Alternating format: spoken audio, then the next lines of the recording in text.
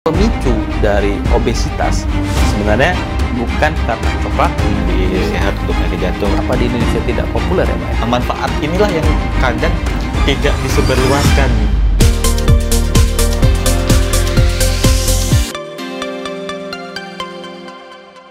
Halo Pak Batiar. Halo Pak Kris. Ya, kita jumpa lagi nih ya. dalam opini kesehatan ya. Nah, kali ini kita membahas isu-isu yang mungkin sempat kemarin hangat ya, yaitu katanya mengkonsumsi coklat bisa menyebabkan penyakit jantung katanya. Waduh. Ini mitos atau fakta nih, Pak? Aduh, konsumsi coklat sebabkan penyakit jantung ya. Berarti waktu Valentine kemarin banyak yang kena penyakit jantung semua ya kan. Jadi itu sebenarnya mitos, Pak, gitu. Oh, mitos. Mitos ya. Jadi faktanya seperti apa nih, Pak? Coklat. Kalau coklat sendiri, terutama dark coklat ya, terutama dark coklat itu atau coklat hitam itu dia lebih untuk kesehatan sih sebenarnya. Karena kan dalam coklat itu banyak kandungan kan, jadi terutama lemak ya, lemak nanti dirubah ke apa? Kolesterol untuk memompa jantung ya. Jadi lebih enak untuk penyakit-penyakit jantung sebenarnya, lebih sehat untuk penyakit jantung. Terus untuk menjaga mood tubuh gitu ya kan. Kita kalau lagi sedih contohnya makan coklat kan moodnya agak enak nih gitu. Jadi banyak kali kandungan yang bermanfaat sebenarnya untuk mengkonsumsi coklat ini. Jadi kalau menyebabkan penyakit jantung itu hoax sih kalau menurut saya. Hoax ya. Nah, tadi Bapak ada menyebutkan coklat hitam ataupun dark coklat gitu ya. Itu bedanya dengan coklat-coklat yang biasa kita jumpain di toko, bedanya apa sih, Pak? Ya, jadi kan ada dark coklat, ada white coklat ya. Kalau white coklat itu biasanya udah dicampur dengan susu atau segala macamnya, creamer dan segala macam ya kan. Udah olahan lagi. Kalau dark coklat biasanya dia emang murni dari kakaonya gitu. Oh, jadi, dari coklatnya. Berarti pahit lah ya kita pahit, sebut. ya. Dan ini kalau kita konsumsi seperti itu berarti malahan nggak ada enak rasanya ya. Ya, gitu. Kita bisa kasih gula, cuman tidak yang berlebihan. Gitu. Karena kalau kita kasih gula yang berlebihan, nanti bukannya sehat malah diabetes jatuhnya. Seperti itu. Karena ya coklat itu kan identik dengan manis ya. Malahan kalorinya juga luar biasa. Nah, ini kalau kita bahas seperti itu, nah selain untuk jantung, ini dengan dosis yang harus seperti apa, Pak? Karena kan kalau kita bahas masalah coklat nih, ya mungkin sebagai kita yang sudah dewasa, jarang deh kita mengkonsumsi sehari-hari, ya kan gitu. Nah, ada juga yang memang penikmat coklat yang bisa mengkonsumsi setiap hari. Ada nggak sih, Pak, takarannya? Maksimal kita mengkonsumsi coklat ini berapa banyak agar tidak menyebabkan obesitas?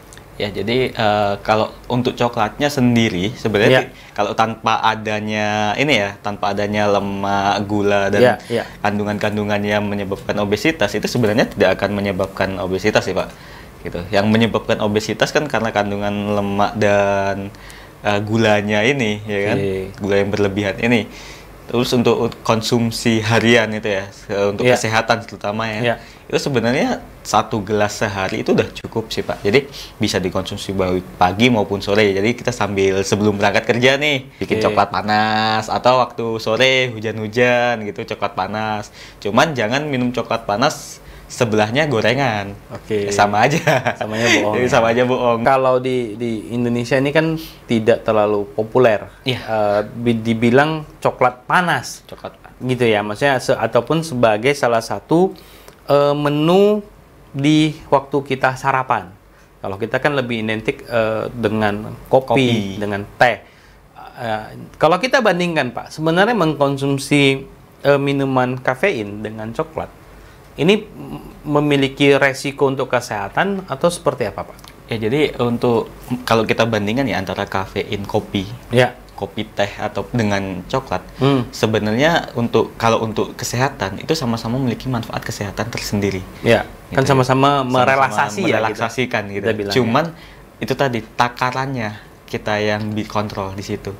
Jadi kalau untuk takarannya itu berlebihan, bukan untuk malah merelaksasi atau menjadi baik untuk tubuh, tapi akan semakin memperburuk tubuh gitu. Makanya kita harus kontrol nih, seperti itu Pak. Oke, berarti kalau seperti itu, ya sah-sah saja ya. Sah-sah aja sih. Kita mau konsumsi kopi, teh dan coklat gitu. Dengan yang penting takaran yang masuk akal dan memang masih baik ya untuk tubuh kita. Nah, kalau kita bilang pemicu dari obesitas sebenarnya bukan karena coklatnya. Bukan karena coklatnya, tapi kandungannya di dalamnya. Ya sebenarnya mungkin coklatnya hanya 15%, gulanya 60%.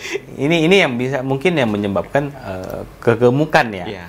Nah, kalau dibahas seperti itu, berarti coklat ini sangat banyak manfaatnya untuk tubuh kita, Pak ya? Ya, jadi kalau untuk manfaat dalam tubuh banyak sekali, Pak. Untuk selain dari jantung, dari jantung itu tadi ya kan. Bahkan kalau di spa ya, di tempat-tempat spa kan ada kita biasanya lulur menggunakan coklat. Oke. Nah, itu kan spa. Jadi untuk kesehatan kulit pun bisa digunakan untuk peremajaan kulit gitu. Dia bisa mengangkat sel-sel kulit mati seperti itu gitu. Nah, jadi kalau sampai coklat ini sangat banyak manfaatnya, tetapi kenapa di Indonesia tidak populer ya Pak ya? Sedangkan di Indonesia ya kita bilang Sumatera salah satu daerah yang menghasilkan coklat.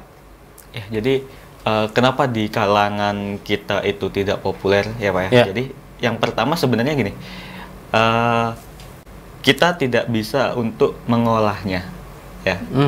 Masih kalau dibanding dengan negara-negara lain ya, untuk penghasil coklat ya, itu untuk olahan mereka udah banyak sekali ya kan. Mereka bisa mengolah coklat sedemikian rupa, terutama untuk konsumsi maupun untuk kesehatan ya kan. Walaupun mereka tidak ada kebunnya ya. Tidak punya kebunnya. Nah, di kita orang Indonesia ini kalau dari sudut pandang saya, kebanyakan mereka tidak mau untuk mengolah dari produk mentah ini. Mereka menjual produk mentahnya ke luar negeri atau segala macam gitu. Jadi orang itu kurang tahu nih, oh ternyata manfaat coklat ini banyak loh gitu. Kalau dikonsumsi di Indonesia gitu, dikonsumsi warga-warga kita gitu. Nah, terus yang kedua terkait edukasi. Edukasi ke masyarakat. Edukasi ke masyarakat itu sangat kurang, minim. Ya, orang taunya kalau udah mengkonsumsi coklat menyebabkan kegemukan, terus diabetes karena gulanya banyak gitu. Itu yang ditanam atau mindset orang-orang. Gitu. Padahal selain itu manfaatnya kan banyak. Nah, manfaat inilah yang kadang tidak disebarluaskan nih. Tidak populer. Tidak populer itu. Oke, berarti kalau seperti itu berarti Indonesia hanya sebagai petaninya saja. Iya.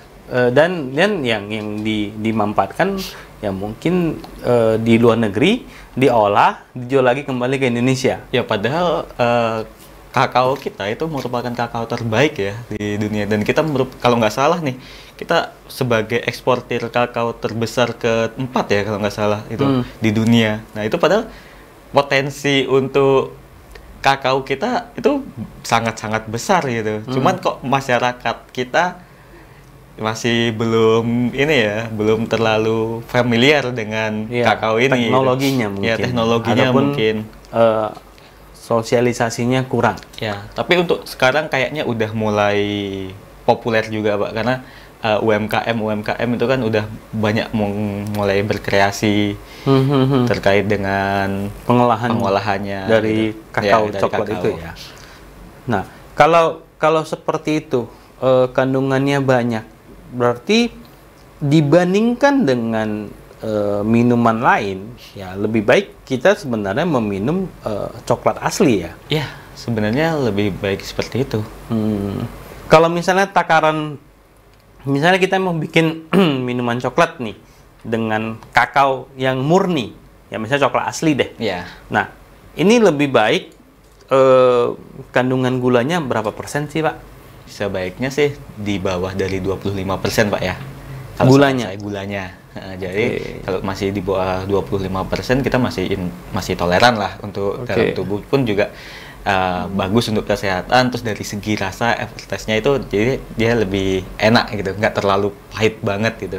Berarti kesimpulannya coklat adalah tidak menyebabkan penyakit jantung, itu adalah mitos. Dan coklat ini sangat baik sebenarnya untuk kesehatan tubuh kita.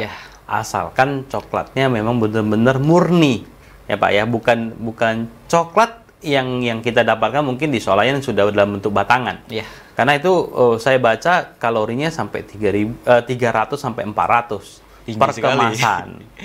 Dan ini tidak bikin kenyang, malahan bikin kita gemuk. Nah, ini yang harus kita mungkin lebih pinter dalam memilih produk coklat juga ya. Jangan asal karena kita bilang, oh coklat, enak nih. Karena komposisinya coklatnya hanya 5%. Seperti itu Pak ya? Benar sekali. Oke, baik. Terima kasih Pak Batiar. Mungkin kita akan jumpa di lain kesempatan.